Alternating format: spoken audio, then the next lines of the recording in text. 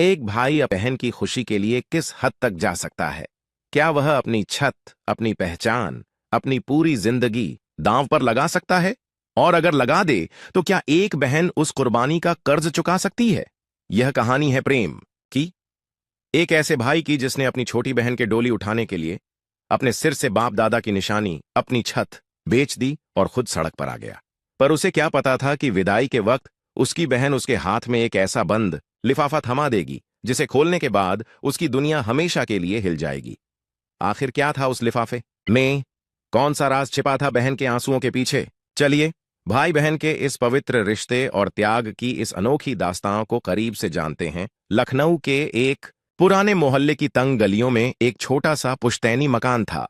यह मकान सिर्फ ईंट और गाड़े का ढांचा नहीं, बल्कि प्रेम और पूजा के लिए उनके माता पिता की आखिरी निशानी थी। 3 साल पहले एक सड़क हादसे में माँ बाप दोनों का साया उनके सिर से उठ गया था। तब प्रेम सिर्फ 23 साल का था और पूजा 18 की। उस दिन के बाद से प्रेम ने ही पूजा के लिए माँ और बाप दोनों की भूमिका निभाई थी। उसने अपनी पढ़ाई बीच में ही छोड़ दी और एक छोटी सी प्रिंटिंग प्रेस में नौकरी करने लगा ताकि पूजा की कॉलेज की पढ़ाई में कोई रुकावट न आए। दोनों भाई बहन की दुनिया एक दूसरे में ही बसती थी। प्रेम सुबह काम पर जाने से पहले पूजा के लिए नाश्ता बनाता और पूजा कॉलेज से लौटकर अपने भाई के लिए गर्मा गर्म खाना तैयार रखती।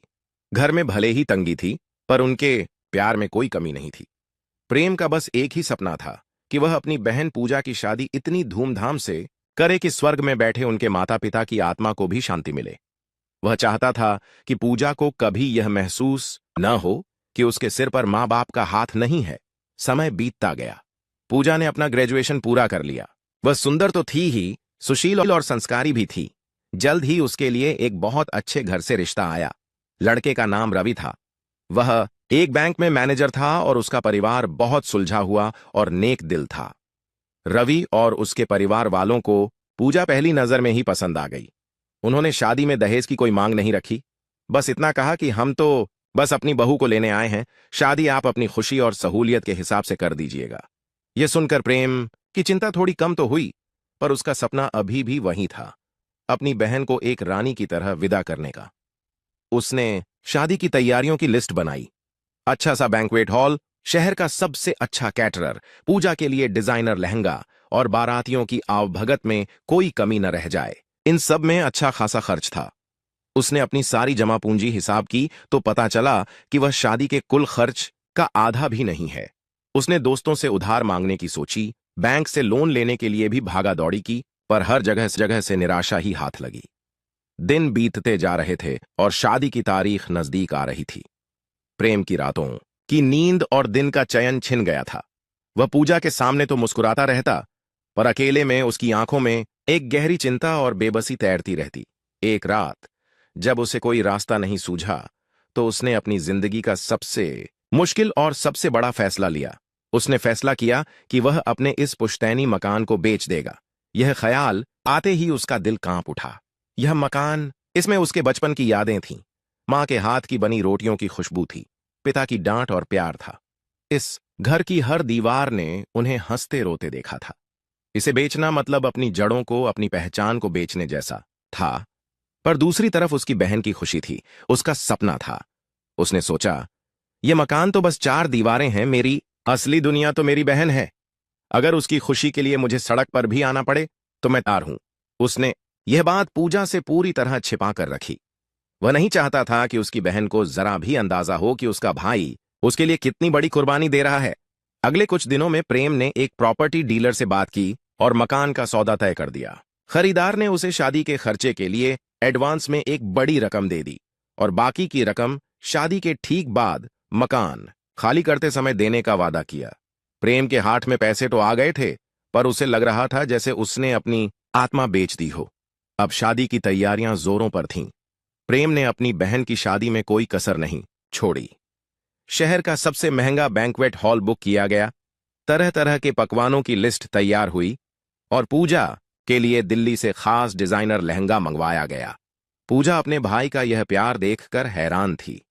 भैया, आप इतना सब क्यों कर रहे हैं? रवि के घर वाले तो बहुत अच्छे हैं, उन्हें इन सब की कोई जरूरत नहीं। प्रेम अपनी बहन के बालों को सहलाते हुए कहता, पगली, ये सब मैं उनके लिए नहीं, अपनी खुशी के लिए कर रहा हूं। मेरी एक ही तो बहन है। अगर उसकी शादी में भी कोई कमी रह गई तो मैं खुद को कभी माफ नहीं कर पाऊंगा। पूजा अपने भाई के इस प्यार को देखकर भावुक हो जाती, पर वह उस मुस्कान के पीछे छिपे दर्द और त्याग से पूरी तरह अनजान थी। शादी का दिन आ गया। पूरा मोहल्ला रोशनी से जगमगा रहा था। पूजा दुल्हन के लाल जोड़े में किसी अप्सरा से कम नहीं लग रही थी। प्रेम अपनी बहन को देखकर एक पल के लिए अपने सारे गम भूल गया। बारात आई, धूमधाम से स्वागत हुआ, जयमाला हुई और फेरे पड़े। प्रेम हर रस्म में आगे आगे था, एक जिम्मेदार भाई की तरह हर चीज का ध्यान रख रहा था। उसके चेहरे पर एक सुकून भरी मुस्कान थी, पर उसके दिल में एक तूफान चल रहा था। वह बार बार अपने उस घर को देख रहा था जहां वह बस कुछ घंटों का मेहमान था। सुबह विदाई का समय आया। कल किसी भी भाई के लिए सबसे मुश्किल होता है। पूजा अपने भाई के गले लगकर फूट फूट कर रो रही थी। भैया, अपना ख्याल रखना, मुझे छोड़कर आप अकेले कैसे रहोगे? प्रेम का दिल भी रो रहा था, पर उसने अपनी आंखों में आंसू नहीं आने दिए। पगली, तू रो क्यों रही है? तुझे तो खुश होना चाहिए। देख, तुझे कितना अच्छा घर और परिवार मिला है, और मैं अकेला कहाँ हूं? तेरी यादें तो हमेशा मेरे साथ रहेंगी। रवि और माता पिता भी प्रेम के इस अपनेपन और जिम्मेदारी को देखकर बहुत प्रभावित थे। रवि ने प्रेम के कंधे पर हाथ रखा। प्रेम जी, आप चिंता मत कीजिएगा, मैं पूजा को हमेशा खुश रखूंगा, और आप जब चाहें हमसे मिलने आ सकते हैं। वो घर जितना पूजा का है उतना ही आपका भी है। पूजा जब डोली में बैठने के लिए आगे बढ़ी तो वह अचानक रुकी। वह वापस अपने भाई के पास आई। उसने अपने पर्स से एक बंद लिफाफा निकाला। भैया, यह आपके लिए है। प्रेम ने हैरानी से पूछा, यह क्या है पूजा? पूजा की आंखों में आंसू थे, पर उसकी आवाज में एक अजीब सा निश्चय था। भैया, आप मुझसे वादा करो कि आप यह लिफाफा मेरे जाने के बाद ही खोलोगे, अकेले में।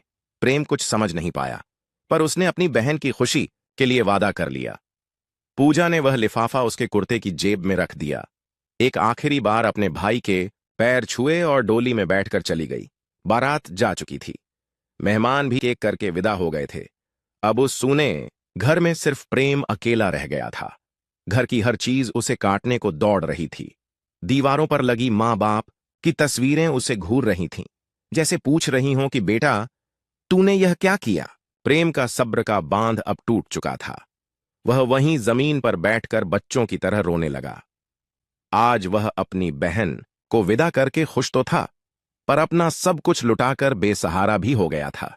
कुछ देर रोने के बाद उसे पूजा की दी हुई चिट्ठी का ख्याल आया। उसने कांपते हाथों से अपनी जेब से वह लिफाफा निकाला। उसे लगा शायद इसमें पूजा ने उसके लिए कोई प्यार भरा खत लिखा होगा, या शायद शगुन के कुछ पैसे रखे होंगे। उसने धीरे से लिफाफे को खोला। अंदर एक खत था और उसके साथ थी एक चाबी और कुछ सरकारी कागजात। प्रेम ने खत पढ़ना शुरू किया। मेरे प्यारे भैया, मुझे पता है जब आप यह खत पा रहे थे तब मैं आपसे बहुत दूर जा चुकी होंगी, पर भैया, दूर सिर्फ मेरा शरीर गया है, मेरी आत्मा तो हमेशा आपके पास ही रहेगी। मुझे माफ कर देना भैया, मैंने आपसे एक बहुत बड़ा सच छिपाया।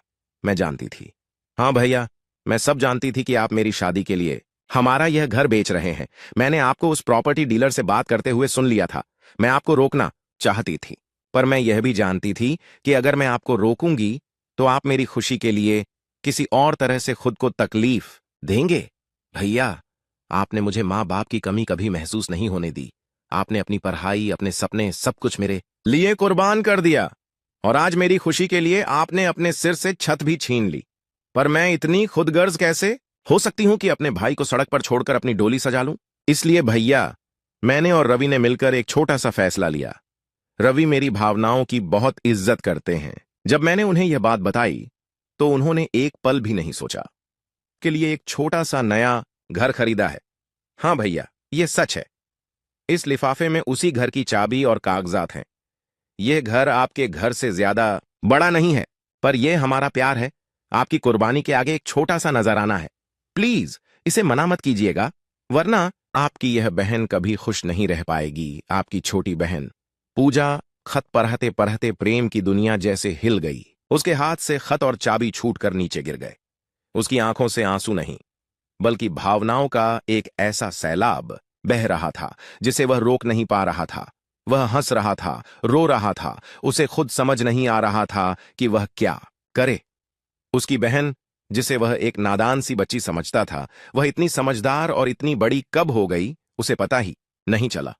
उसने सोचा था कि वह अपनी बहन के लिए त्याग कर रहा है, पर असल में तो उसकी बहन ने उसके लिए प्यार और सम्मान का एक ऐसा महल खड़ा कर दिया था जिसकी कोई कीमत उसने जमीन से वह चाबी उठाई और उसे अपने माथे से लगा लिया।